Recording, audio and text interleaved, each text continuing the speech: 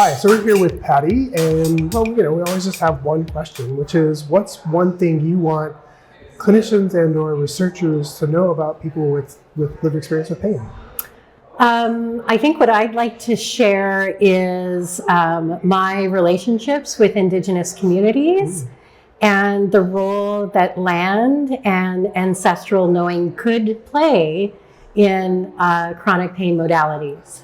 And so I think it's early days, but for example, calling the land to help and having land present as part of a diagnosis, we know is protective. And cultural teachings that come along with maybe getting brushed down by cedar, sitting in ceremony, going into lodge, those are all very strong medicines. The ancestor is right there with you in the lodge. And even just having the wisdom to have access to water, which I'm taught by my elders, is the first medicine. That's great. That's a really important one thing to consider, is that cultural belief system, because as you know, pain is complex. It has those social constructs to it, and so I think what you're saying is really try to bring the person's culture with them into the space. Absolutely. And that can have an effect, you think? Big effect. And I think one of the things, or I suspect one of the things that prevents clinicians and researchers from working in this area is if you're non-Indigenous. But as long as you're a relational person, you can engage in this work. And figuring out who to start with, always ensuring community is right there out front. I feel like pain studies and even the model of people's with lived experiences really lends itself to research in this area. I'm non-Indigenous, but I have teachers going back 25 years who continue to guide me in this work. And I couldn't do the work without them. But I think non-Indigenous scholars, visiting scholars, shouldn't be afraid. There's that, what if I make a mistake mentality? Sure. And you won't. If you come into relationship in a good way, if you ask for guidance along the way, you'll be doing important things for Indigenous community because they just can't wait. Yeah, and I think, there's that piece too, that you will make a mistake, but if you're coming at it openly, and with that recognition that, look, I may not get this right? I mean, cultures are varied, even within Indigenous populations, so you might get something wrong, but it might be okay if you're open, right? I mean, at least I hope that's the answer. Yeah, for me, the values I've been taught are around humility, and like taking the teachings with reverence. So I think decolonizing in this space, what I've learned so far, and I learn every day, it's really about having reverence for what is shared, even if it is a new way of knowing. So to be really concrete about that, like a lot of what I've learned is through story.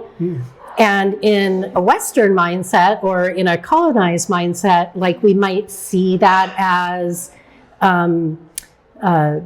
a cultural story rather than giving us really important information and guidance. And then it's our work to figure out, what was that elder trying to teach me, or what was that water keeper? What do I take away from this?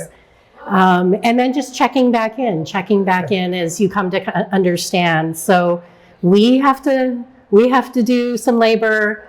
But receiving the knowledge with reverence is really, really important. Yeah, I think that's a key piece, and what we've talked about in Australia a lot, which I see is starting to happen here a little bit too, is the idea of cultural safety, where you can't know for sure how you're going to go, and you don't get to judge that. You just do your best, right, to try to get to that top level where you're open and trying to communicate. I think that's really an awesome one thing. Yeah. Well, and I think even engaging more in that idea of cultural safety. So in the Indigitalization Lab and the Pain Studies Lab at Simon Fraser, we're working from a genocide-informed perspective. So we're not even trauma-informed anymore. We work from the genocide here in Canada. And so those complex traumas that come along with maybe the physical manifestations of pain are informed. And so being more informed, getting cultural training, of course, and starting on that journey towards safety is really important. But recognizing that profound colonial harm that is 3, 4, 5 generations deep, and the care that's needed then, the wisdom. So then we talk about being trauma wise. And so that's what the elders and the cultural leaders, the sector experts Which is good give because it us. starts to shift that to strength, right? Rather than, oh, we're traumatized.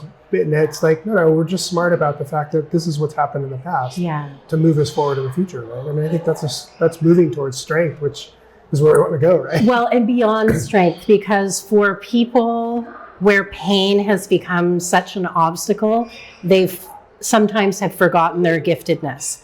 They've forgotten these relationships to the land. And so the medicines are there. The medicines are in them. Women have medicines, men have medicines. These are the things I've been taught. And then the land is there in kinship with you. And so calling the land to come and help is so incredibly important to understand. Fantastic. Thank you so much for sharing your one thing. Really appreciate it. Yeah, So good. my Thank you so much. pleasure.